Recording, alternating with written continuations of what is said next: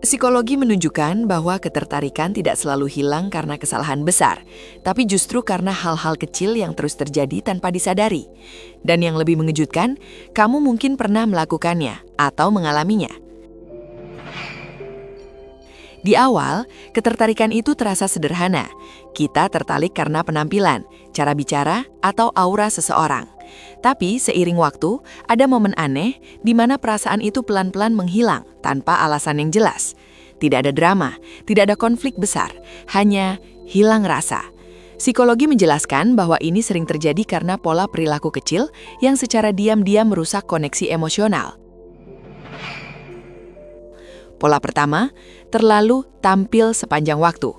Ada orang yang selalu terlihat rapi secara sosial.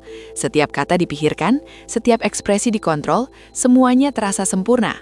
Masalahnya, itu terasa seperti pertunjukan, bukan koneksi. Contohnya, kamu ngobrol sama seseorang, tapi rasanya seperti dia sedang jadi versi terbaik dirinya, bukan jadi dirinya sendiri.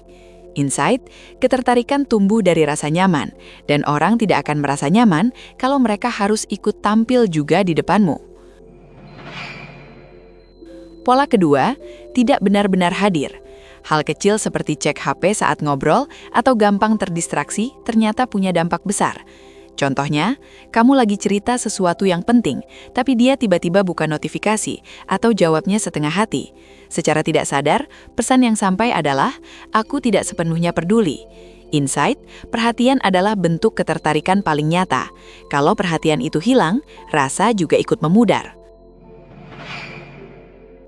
Pola ketiga, dangkal secara emosional dan mental.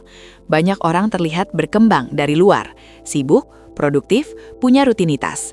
Tapi ketika diajak ngobrol lebih dalam, kosong. Contohnya, obrolan selalu muter di hal yang sama, kerja, gym, atau tren. Tidak pernah menyentuh hal yang benar-benar hidup.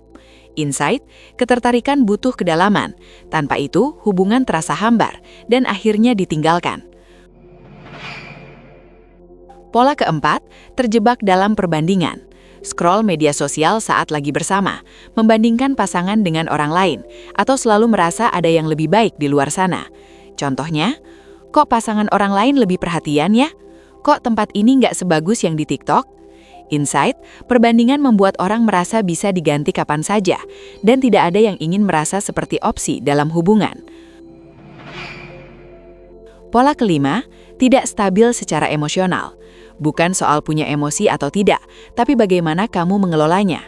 Contohnya, hal kecil jadi besar, komentar biasa terasa menyakitkan, butuh validasi terus-menerus setelah konflik. Insight, tubuh manusia mencari rasa aman. Kalau emosimu tidak stabil, orang lain akan lelah menjaga perasaanmu. Pola keenam, selalu defensif. Saat ada masalah, bukannya mendengar, malah membela diri. Bukannya memperbaiki, malah menjelaskan kenapa kamu benar. Contohnya, minta maaf, tapi diikuti dengan tapi.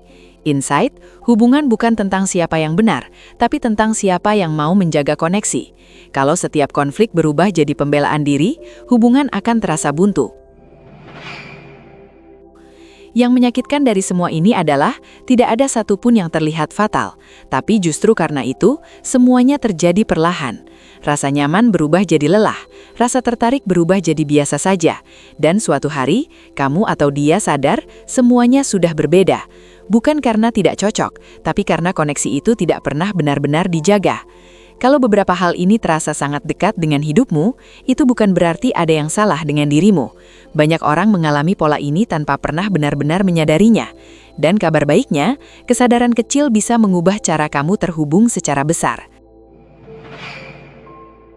Kalau kamu ngerasa, ini gue banget, coba tulis di komentar bagian mana yang paling relate.